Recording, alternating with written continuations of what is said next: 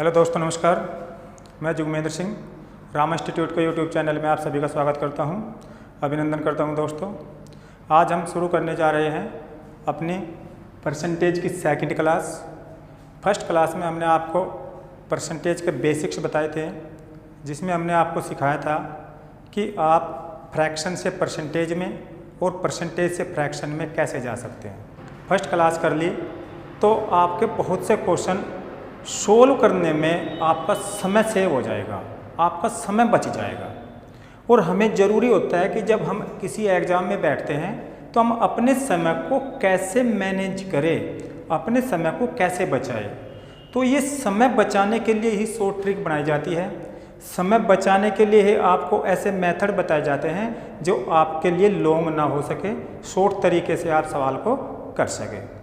तो आज फिर से हम इस क्लास को शुरू करने जा रहे हैं। अब सेकंड क्लास में हम आपको उन क्वेश्चन को कराएंगे जो इनसे रिलेट करते हैं कल की क्लास से। परसेंटेज और फ्रैक्शन जो हमने कल कराया था उससे रिलेटेड क्वेश्चन होंगे, और कुछ और फ्रैक्शन है, कुछ परसेंटेज है जिन्हें मैं एक बार और नोट करा देता हूँ, वो भी आप एक बार याद कर लेना, क्योंकि वैसे तो वो ईजी है बहुत, बिना याद करे भी काम चल जाएगा, लेकिन बात आती है वही समय बचाने की। चलिए देखिए, कल हमने आपको बताया था फ्रैक्शन से परसेंटेज को बनाना। आज हम बताएंगे आपको परसेंटेज। अगर आपको दे दिया गया परसेंटेज से आपको फ्रैक्शन में लाना है, कुछ पॉइंट ऐसे हैं जो आपको याद रखने हैं। जैसे कि 4% है। 4% क्या होता है? 4/100। ठीक है दोस्तों, दिखाई दे रहा है। अगर हम इसको डिवाइड करें 4 से तो कितना बचा? 1/25। ठीक है दोस्तों, 1/25। अब 4 एक तरीके से जो 4 के परसेंटेज है वो फ्रैक्शन में 1/25 हुआ। अब हमें देखना है कि यदि हमारे पास 8% आ गया, कितना? 8%, और उसे आप फ्रैक्शन में लिखना चाहते हैं, तो आप क्या करोगे? एक तरीका तो आपके पास है कि 8 गुणा 1/100 ऐसा करोगे आप, जैसे कि हमने इसमें किया। ठीक है, तो कैसे? 4 दूनी 8, 4 से डिवाइड होया कितने बार? 25 बार। तो आप इसे लिखते क्या? 2/25 ऐसे सोल्व करते ना। लेकिन अगर आपको पता है कि ये 4 का 2 गुना है, कितना है? 4 का 2 गुना, तो जो इसकी फ्रैक्शन वैल्यू है उसको भी आप 2 गुना कर दीजिए, तो 2/25। इससे आपका ये समय बच जाएगा कि आपको 1/100 की गुणा नहीं करनी पड़ेगी, क्योंकि आपको पता है 4% का 2 गुना है, तो इसका जो फ्रैक्शन मान होता है उसका भी हम 2 गुना लेंगे। ठीक है दोस्तों, अब देखिए, इसी प्रकार हम 2-3 परसेंटेज और ऐसे बना सकते हैं 4 के मल्टीपल की। 12% को क्या लिखोगे? इसका कितना गुना? 3 गुना। अगर इसका 3 गुना है ये, तो इसकी फ्रैक्शन का भी 3 गुना कर दीजिए, 3/25। ठीक है, इसका 4 गुना मतलब 16% को क्या लिखोगे हम? इस 4 गुना, कितना गुना? 4 गुना, तो इसको भी लिख लीजिए आप 4/25। इसका लिख लीजिए 20% को, कितना लिखोगे? 5/25। लेकिन 20% आपके याद रहता है क्या होता है? 1/5। ठीक है, ये आसान होता है क्योंकि यहीं से डिवाइड लगा देते हैं, 20×5 100। ठीक, अब फिर हम लिख लेते हैं 4 का मल्टीपल 24%। हम आपको 24%, 8%, 12%, 16% इसलिए बता रहे हैं क्योंकि ये एग्जाम में आते रहते हैं, और इनका जो समय बचाने का तरीका है कि आप परसेंट की जगह 1/100 न लिख के इसके 4% का फ्रैक्शन वैल्यू याद हो तो उसी का मल्टीपल देख लीजिए, किसका कितना मल्टीपल है, इसका कितना गुना है, तो उसके बेसिक का उतना गुना कर दीजिए। 4 का कितना गुना? 6 गुना, तो इसको भी आप 6 गुना के रूप में लिख दीजिए, 6/25। ठीक है दोस्तों, फिर अगर कोई SSI 28% आया, 28% 4 का कितना गुना है? 7 गुना, तो 7/25। तो ऐसे करके आप अपना समय बचा सकते हो। अगर ये समय आपने बचा लिया तो ये किसी और क्वेश्चन में काम आ जाएगा। ठीक है दोस्तों, अब चलिए कुछ और मैं यही लिखा देता हूँ, ये भी देख लीजिए। किसी भी व्यक्ति को अगर स्क्रीनशॉट वगैरह लेना होता हो तो ले लीजिए करें, क्योंकि ये अगर नोट करने में आपको दिक्कत आती है तो एक बार स्क्रीनशॉट ले लो और फिर बाद में नोट कर लियो। ठीक है, अब देखिए कुछ और बताऊँ मैं आपको। 20% का मान क्या होता है फ्रैक्शन में? 1/5, 20 पंजे 100, 1/5। अब इसके मल्टीपल देख लेते हैं हम। 40% क्या होगा? 2 गुना है तो 2/5 हो जाएगा। इसका 60% कितने गुना है? 3 गुना, तो 3/5 हो जाएगा। इसका कितना गुना है? 80%, 4 गुना, तो 4/5 हो जाएगा। ठीक है दोस्तों, अगर आपको ये एक बेस लाइन याद है, 20% का पता है आपको फ्रैक्शन 1/5 होता है, तो आप 20 का जितना भी मल्टीपल आएगा उसमें गुणा कर लीजिए, वही मान आपको डायरेक्ट में मिल जाएगा। ठीक है, यही बातें हमने आपको यहाँ बताई। 4% का मान फ्रैक्शन में 1/25 है, तो 4 का जितना भी मल्टीपल होगा उतना ही गुणा इसके फ्रैक्शन वैल्यू को कर लेना, उसका मान आपको डायरेक्ट में मिल जाएगा। ठीक है दोस्तों, चलिए अब इनको नोट कर लीजिए। अब हम आपको बताते हैं इनसे रिलेटेड क्वेश्चन। ठीक है, चलिए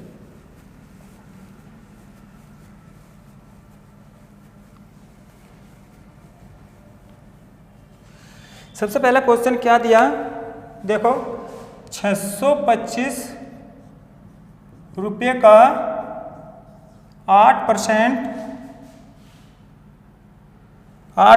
ज्ञात करें, ये दिया है आपको। इसने कहा 625 रुपये का 8% मान क्या होगा। लिखियो भाई, कैसे करेंगे आप? 625 जैसे आप पहले करते उसका तरीका बता देता हूं मैं आपको। आप करते 625 का 8%, आप ऐसे करते इस सवाल को, ऐसे ही निकालते ना।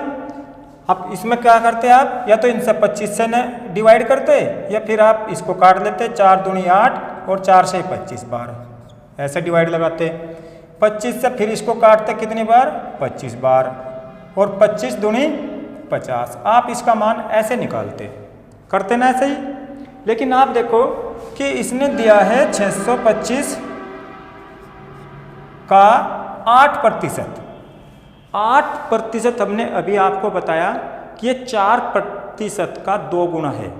ठीक, तो 4% का मान 1/25 और 8% का मान 2/25। ठीक, तो डायरेक्ट 25 से डिवाइड लगाया, 25 बार, 25 दूनी 50।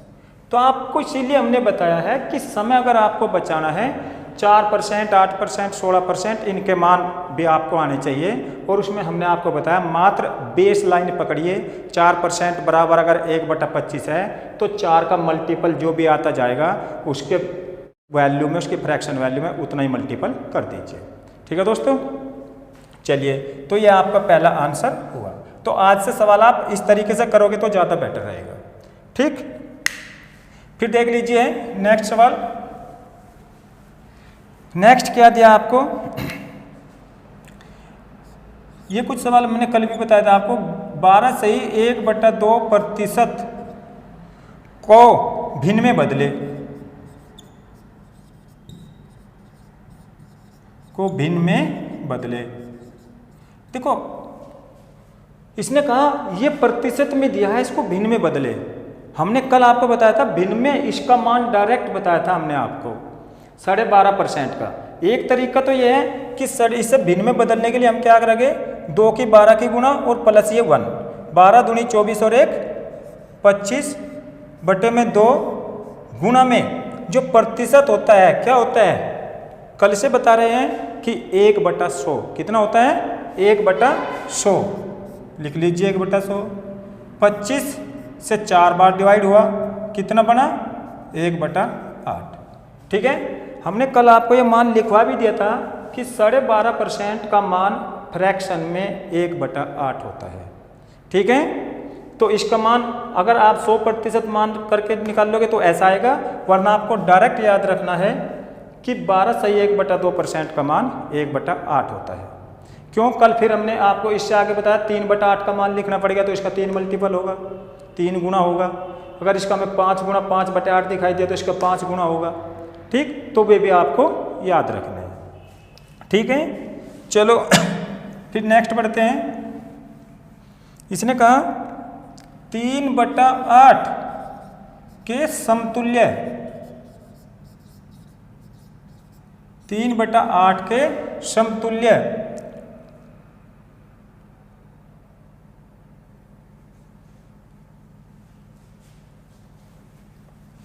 चलिए फिर आगे बढ़ते हैं। 3/8 कितना प्रतिशत के समतुल्य है, कितना प्रतिशत के समतुल्य है।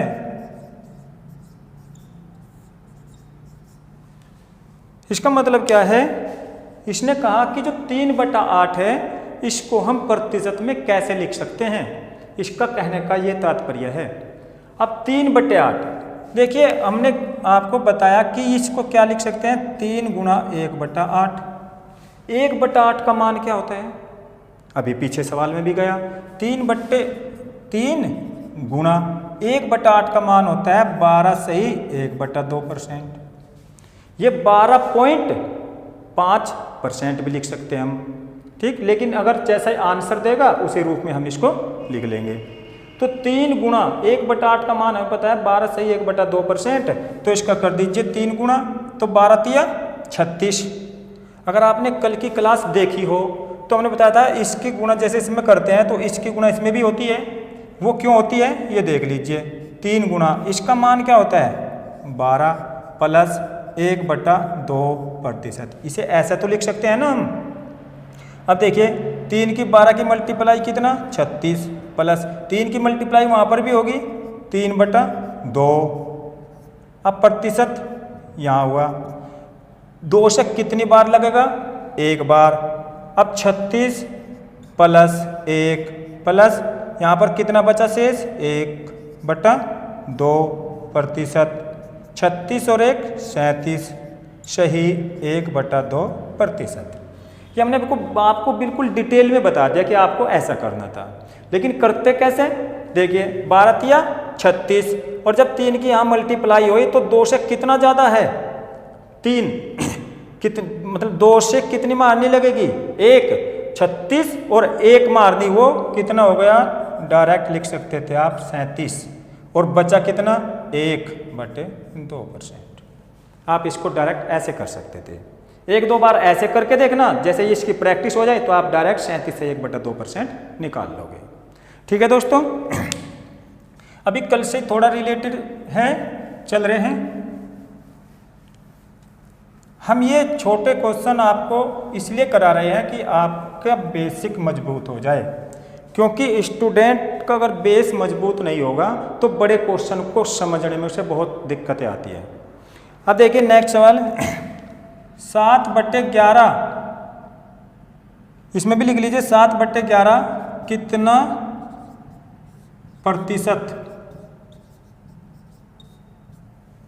प्रतिशत के समतुल्य है।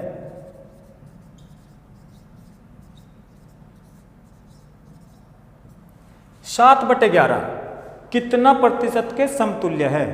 इसका मतलब है कि 7/11 को आप प्रतिशत में कैसे लिख सकते हो। तो 7/11 को हम लिख सकते हैं 7 गुना 1/11 के रूप में लिख सकते हैं कि नहीं। 7 × 7/11 हमने आपको बताया था 1/11 का मान, जो क्लास फर्स्ट थी उसमें हमने 1/11 के मान आपको बताए थे।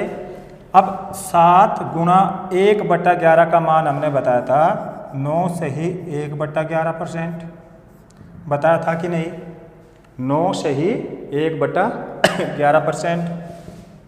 9 की इसमें मल्टीप्लाई करोगे आप, 9 सते 63। अब 9 सते 63 हुआ। 7 की जब वहाँ मल्टीप्लाई करोगे तो 7 तो छोटा है इससे, तो 7 का 7 रहेगा और बटे 11%। अब बताइए आपको इसमें कहीं 100 की गुणा करनी पड़ी हो या कुछ और करना पड़ा हो आपको, तो हमें क्या करना, केवल और केवल इस 7 की 9 में गुणा करके यहाँ लिखना। अगर ये संख्या इस 11 से बड़ी होती तो इस 11 की वहाँ महारनी चला लेते, 1-2 बार जितने बार भी महारनी लगेगी उसको इसमें ऐड कर लेते, लेकिन ऐसा नहीं हुआ क्योंकि 7 11 से छोटा था। तो 7 नम 63 और 7 ही कम 7 बटे 11, यही आपका आंसर है, इसके समतुल्य होगा। ठीक है दोस्तों, चलिए अब चलते हैं नेक्स्ट। अब हम आपको दूसरे टाइप पर लेकर चलते हैं जिसमें हम आपको सिखाएंगे कि एक राशि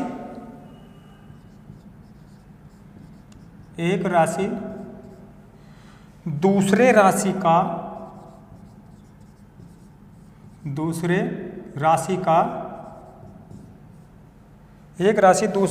का कितना प्रतिशत है।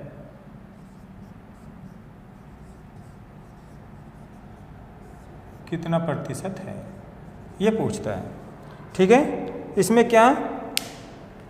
इसमें कैसे करना, देखिए जैसे कि उसने दिया एक सवाल 40 पैसा 5 रुपया का कितना प्रतिशत है। 40 पैसा 5 रुपये का कितना प्रतिशत है। तो जो 40 पैसा है इनकी सबसे पहले हमें क्या करना होता है, यूनिट सेम करनी होती है, इकाई। मतलब ये पैसा में है और ये रुपया में है, या तो इसको भी रुपया बनाइए या इसको पैसा बना लीजिए। आसान रहता है कि बड़ी संख्या को छोटी करना, बड़ी यूनिट को छोटी करना। तो ये है जैसे रुपया है, रुपया को आप पैसा में कन्वर्ट कर लीजिए। 1 रुपया बराबर 100 पैसा, तो 5 रुपया बराबर किसका, 500 पैसा का। इसका मतलब जो सवाल पूछा गया है वो कह रहा है कि 40 पैसा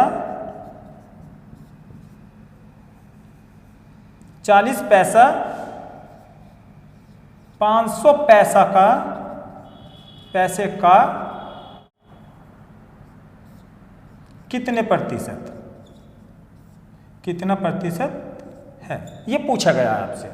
इसका मतलब है जो भी रुपया होता है उसको भी आप पैसे में कन्वर्ट कर लीजिए। ठीक है, देखिए 40 पैसा 500 पैसे का कितना प्रतिशत है। जब भी आपके सामने कोई ऐसा सवाल आए जिसके सामने का, से, देन, फ्रॉम या कोई कंपैरिजन वाले वर्ड जुड़े हुए हों जिससे कि हम कंपेयर कर सके, तो जिसके साथ ये वर्ड जुड़ा होगा उस संख्या को हम बटे में लिखते हैं। जैसे कि 500 बटे में लिखेंगे। कंपेयर जिससे कर रहे हैं, आपको अगर ये भी समझ में ना आए कि का है, से है, देन है, फ्रॉम है, क्या है, तो आप बस इस बात पर फोकस रखें, इस बात पर ध्यान रखें कि कंपेयर किससे की जा रही है। जिस संख्या से भी हम कंपेयर करेंगे, जिस संख्या से हम तुलना करेंगे, वो संख्या हमेशा बटे में लिखी जाएगी। सवाल में क्या पूछा गया आपसे, इसमें पूछा गया कि 40 पैसा 500 पैसे का कितना प्रतिशत है। तो 40 की कंपेयर कर रहे हैं 500 से, तो 500 को ही हमने बटे में लिख लिया। ठीक, अब 40 हम ऊपर लिखेंगे। अब निकालना क्या है, प्रतिशत। ये कितना प्रतिशत है। देखो जब प्रतिशत निकालना हो तो हमने क्या बताया था आपको, 100% की गुणा कर लेते हैं हम। ठीक, इसमें 100% शायद आसान लग रहा है इसलिए हमने गुणा इसमें लिख दिया, वरना आप इसको ऐसे भी कर सकते थे, यहाँ से 0 काट के 4/50 आ जाता है। और 4/50 क्या होता है, 1/50 किसका मान होता है। आप इसे उस तरीके से भी कर सकते थे। 2 0 से 2 0 कैंसिल, और 5 से कितनी बार, 8 बार। 5 कितना आ गया आपका मान, 8%। ठीक है दोस्तों, तो 40 पैसा जो है, 40 पैसा 500 पैसे का कितना प्रतिशत है, 8%। मतलब जो 40 पैसा है 5 रुपये का 8% है। क्लियर? चलिए दूसरा सवाल। दूसरा हम लेते हैं, इसमें 600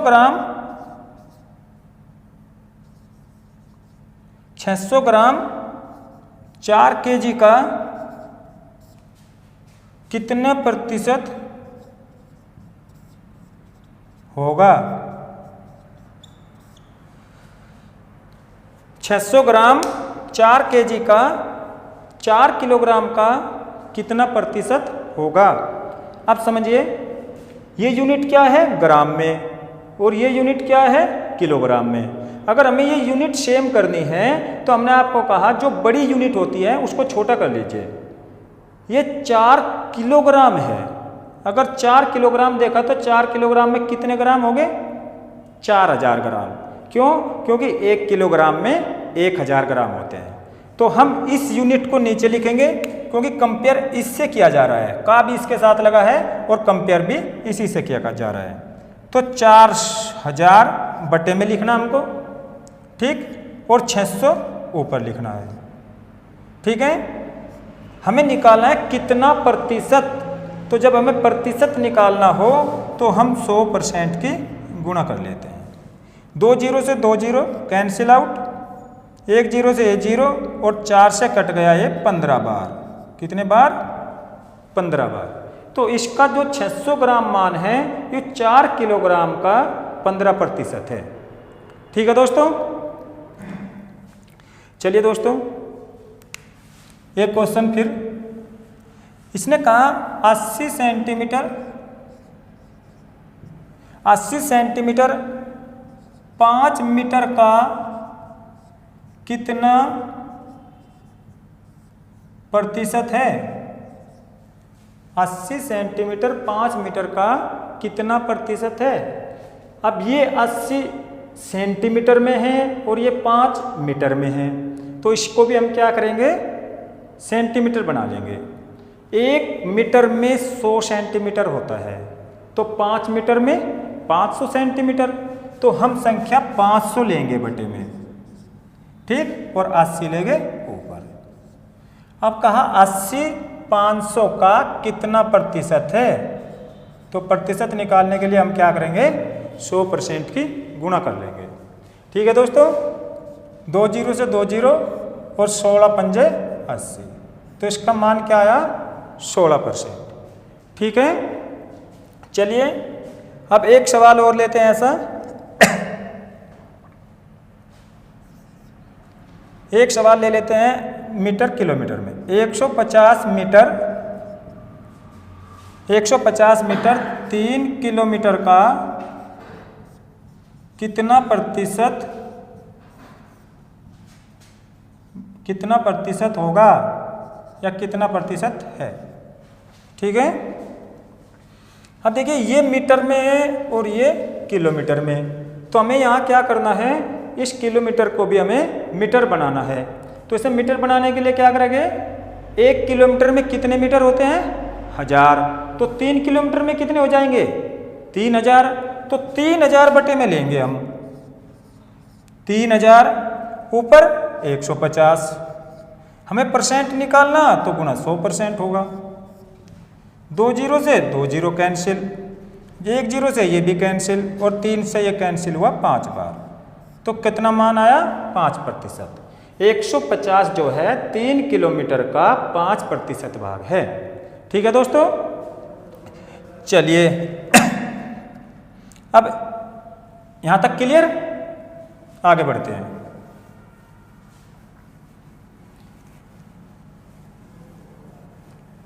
अब हमें लेना है, कभी कभी ऐसा भी आ जाता है कि वो फ्रैक्शन में भी दे देता है 2 वैल्यू को, और परसेंटेज में पूछ लेता है। कैसे? जैसे देखिए 1/3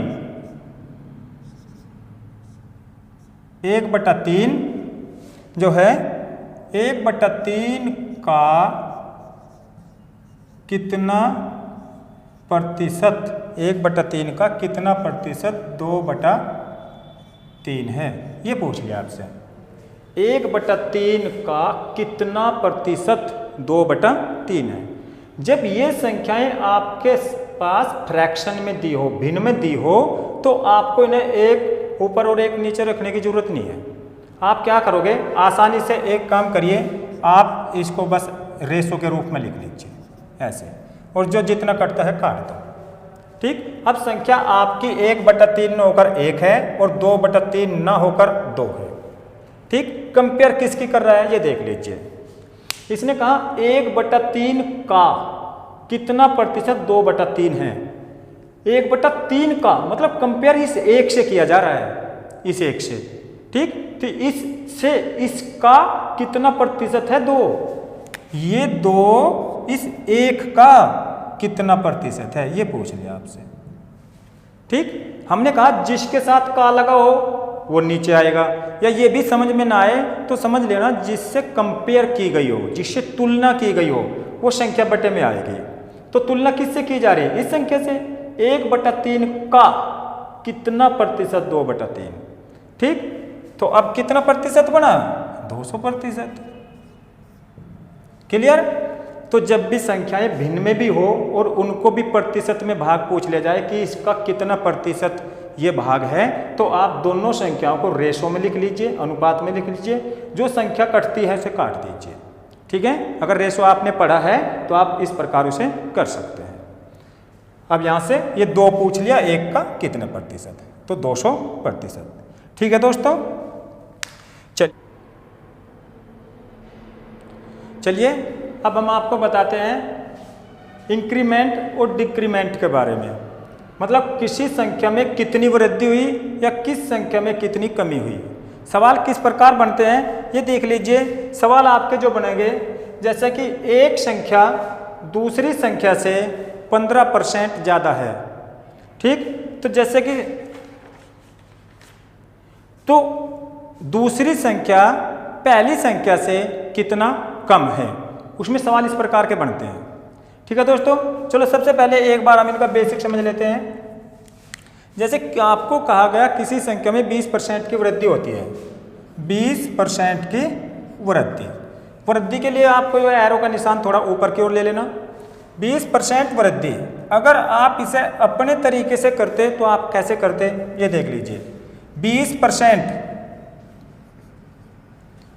कि जब वृद्धि की बारी आएगी तो 20% को आप क्या करोगे, 100 से 120 हो गई वैल्यू। कितनी हो गई, मान के चलिए कोई संख्या थी पहले 100 थी, उसमें 20% की वृद्धि हो गई तो कितनी हो गई वो 120। तो इसका जो रेशो बनेगा वो क्या बनेगा, 5:6 का रेशो। ठीक, फिर सवाल में क्या पूछ लेता है कि पहली संख्या दूसरी संख्या से कितना प्रतिशत कम हुई। तो कितना प्रतिशत कम है, यो 1 कम है।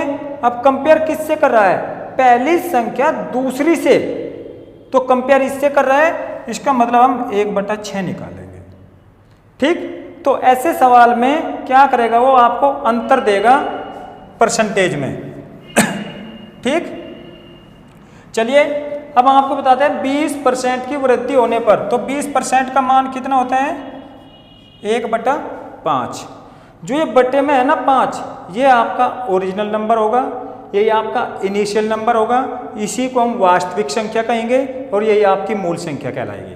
मतलब 5 का ही 20% 1 होता है। इसका कहने का मतलब ये होगा 5 का 20% किसके बराबर, 1 के।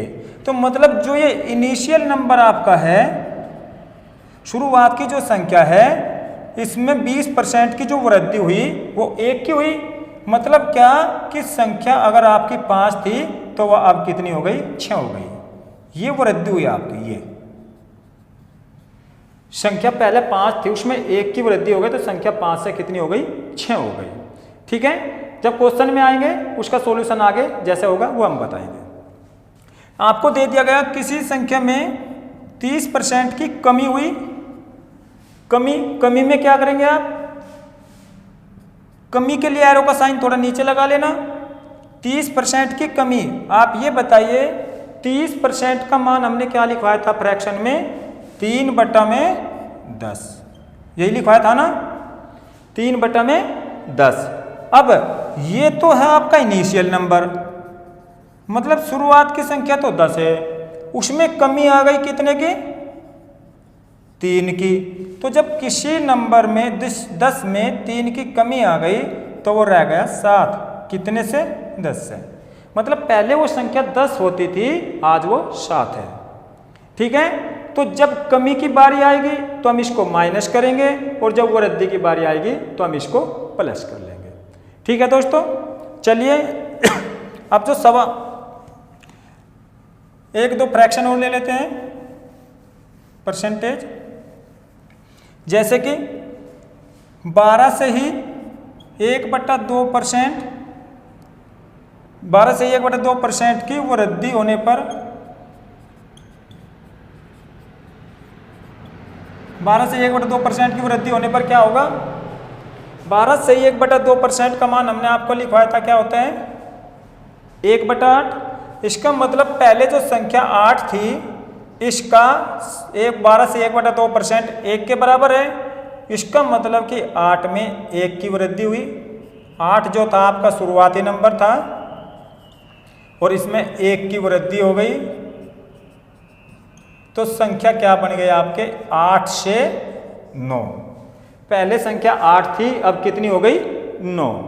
ठीक है, या कोई और नंबर भी दे दिया, जैसे 11 से 1/9% की वृद्धि या कमी। चलो कमी लिख लेते हैं। ठीक, इतने की कमी हुई, तो कमी होने पर क्या होगा? 11 से 1/9% का मान क्या होता है? 1/9। मतलब आपकी संख्या 9 थी, उसमें 1 की कमी हो गई, तो संख्या 9 से कितनी रह गई? वो 8। ठीक है दोस्तों, तो जब हमें किसी संख्या में वृद्धि या किसी संख्या में कमी निकालने की बात आएगी तो सबसे पहले हम देखेंगे कितनी कमी या कितनी वृद्धि हुई है, उसके बाद सवाल में आगे बढ़ेंगे। चलिए अब इस संख्याओं पर आधारित सवाल करते हैं। सवाल में दे दिया आपको, एक सवाल दिया, नोट कर लीजिए सवाल को। ए बी से 25% अधिक हो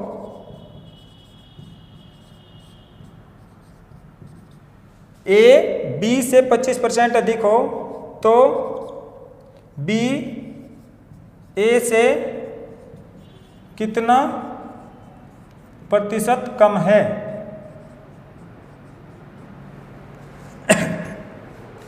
अब देखिए, इसने कहा कि जो ए है, ए बी से कितना अधिक है? ए जो है बी से 25% अधिक है। मतलब अगर बी 100 है तो ये 125 है। यही तो बात कहना चाह रहे हैं। ये बी अगर 100 है तो ये कितना है? 125 है। दोनों का रेशो क्या आया? 5:4 का।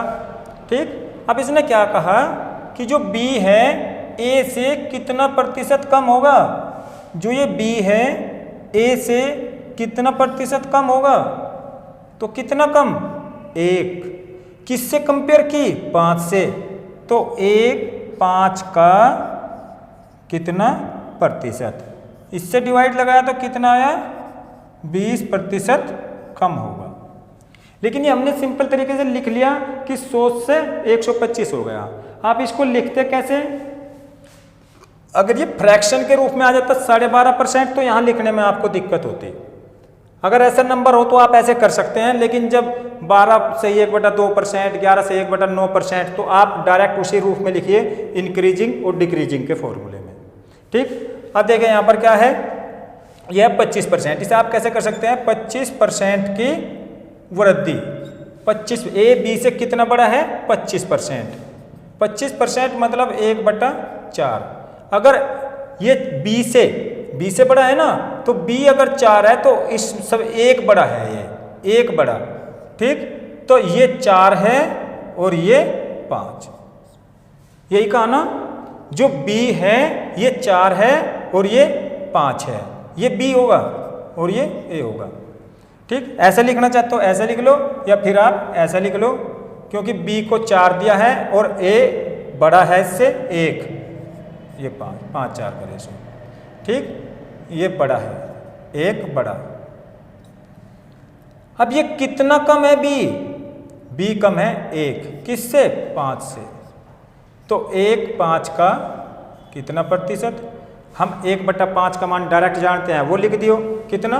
20%। ठीक है दोस्तों, चलिए और सवाल लेते हैं।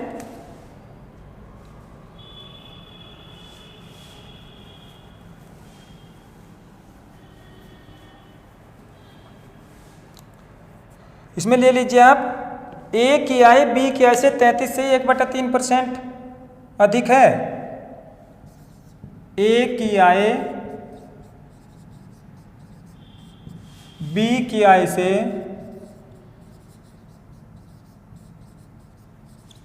33 से ही 1/3% अधिक है।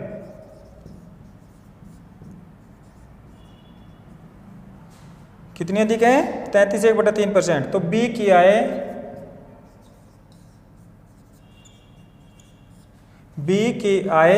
ए की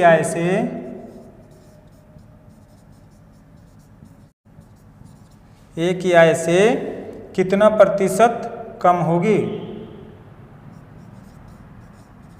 कितना प्रतिशत कम होगी?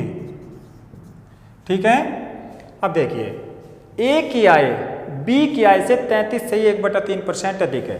33 से ही 1/3% अधिक, इसका मतलब क्या है? ये 33 से 1/3 का मान कितना होता है? 1/3।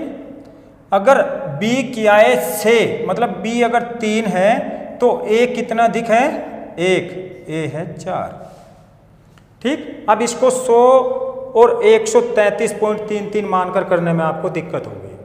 आप इसे करिए, 33 से 1/3% कितना है? 1/3। मतलब अगर ये बी कंपेयर किससे कर रहे हैं? ए की आय बी की आय से इतना अधिक है, मतलब इससे ये अधिक है, इसका मतलब ये बी है और उसमें 1 अधिक होने पर क्या आएगा? ए। ये 3 से 4 है, बी 3 है और ए कितना है? 4। तो बी की आय ए की आय से कितना % कम है? मतलब जो ये बी है ये ए से कितना कम है? 1। कितना कम है? 1। किससे? 4 से। 1/4 की परसेंटेज वैल्यू क्या होती है? आप निकालना चाहोगे तो गुणा 100% लिख दियो, वरना क्या होता है?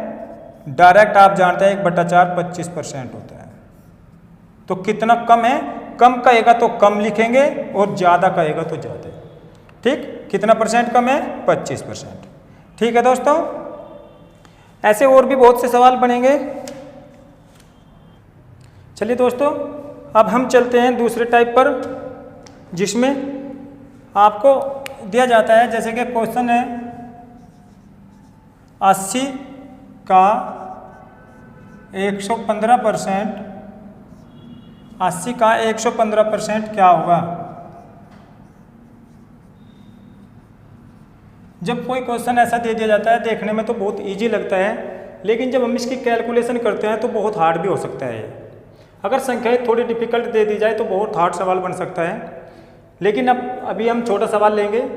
देखिए, इसमें आपको करना क्या होगा? इसने कहा कि 80% का मतलब गुणा 115% क्या होगा? आप कैसे करते हैं? 115/100 आप ऐसे लिखोगे। आप कोशिश करते ज़्यादातर इस संख्याओं को काटने की, कि इससे काट दिया हमने, 5 से 23 बार कटा और 5 से कितनी बार कटा? 20 बार। 20 से इसे काट दिया कितनी बार? 4 बार। ये कितना आया? 92।